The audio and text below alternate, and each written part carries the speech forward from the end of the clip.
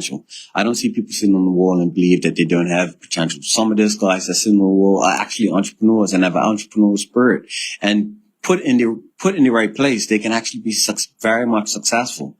And we've seen that when we see people transition out of the streets and out of gang culture, we have to be more deliberate as it pertains to showing persons that opportunities exist and connecting them persons with those opportunities. It shouldn't be you have to wait to prison and then you're looking to get paroled when you're trying to find your first job as a condition of parole. It should be where sometimes you have made a mistake, you've been rehabilitated, and the community accepts you with open arms as to how you progress, through the rest of your life. Got 4 minutes left. I'm giving a 4-minute cue. Pay transparency. Yes. Consultancy. Let's talk about that. Pay transparency is something important. We need to ensure that we reduce the levels of inequality in pay in our workforce. We need to ensure that Bermudians and non-Bermudians, that pay gap is closed, that the pay gap between men and women is closed, the pay gap between white and black. It is not acceptable that we have these unjustifiable pay gaps within our society, and this is the government doing a deliberate effort to ensure that we close those gaps as best as we possibly can. And so we're moving forward with pay transparency. We will have a town hall meeting, and we'll also, I'll get DCI provide you with the information around the town hall meeting. But I think it's important that everybody tune in. People talk about Bermuda being not fair, and Bermudians feeling marginalized. This is the government deliberately doing something to improve the well-being of Bermudians in the workplace. What might you say to those that say, why now? Why hasn't it been brought to the table a long time ago? This administration, well, not this administration, this government has been in power for 25 years of the last 28 years. Why now? So when we look at the work that we've done, you would say that we've continuously done things to improve the well-being of workers in Bermuda. And this is just a continuation of that particular work. So we put minimum wage in place. Some would say, but why now? Because it's needed.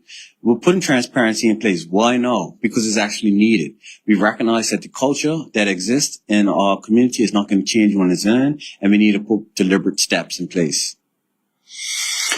Minister, let's talk about real quick the economy and the unemployed. What's this numbers look like? Unemployed first. What do the numbers look like? So the unemployment rate is under 2%, which means we have statistical full employment in Bermuda. Youth unemployment is a little bit higher, and that's just over 9%. But as I spoke to you before, when we look at the global average of youth unemployment, it's roughly around 12.5%.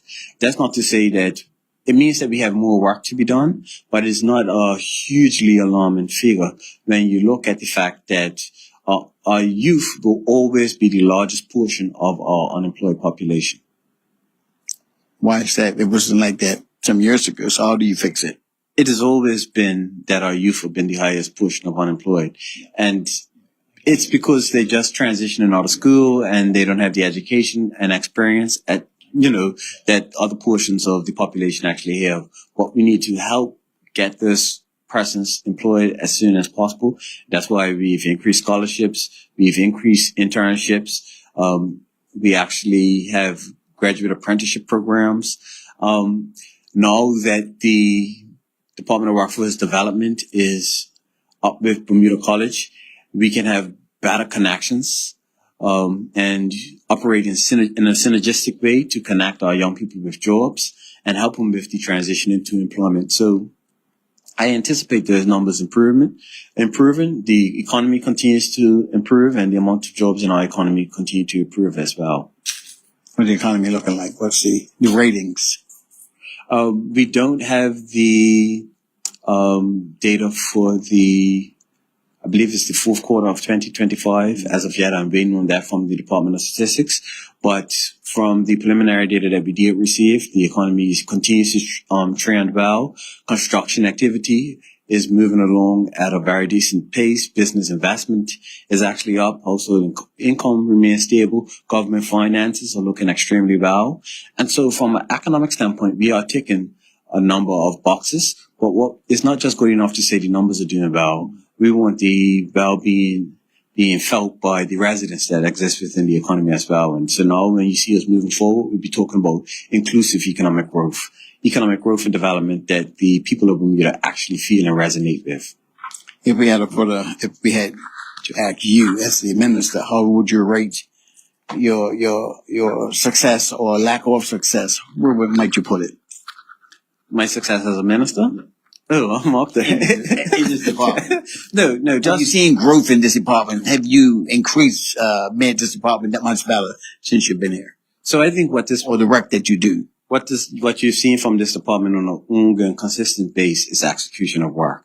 And every year we release the accomplishments that we have actually achieved on an annual basis. And if one was to put together all those accomplishments, they'd be left with the conclusion that the Ministry of Economy and Labor works on behalf of the people of Bermuda.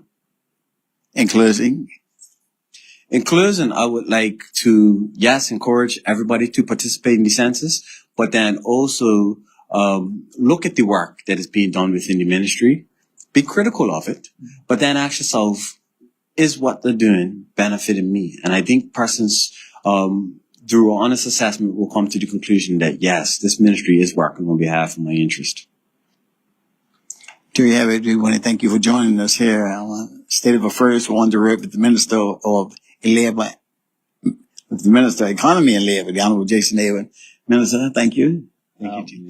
Summer is here.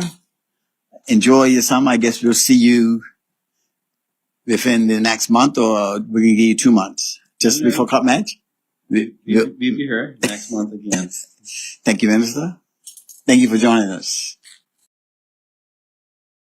Bermuda Live on YouTube. Subscribe now. Bermuda Live on YouTube. Subscribe now.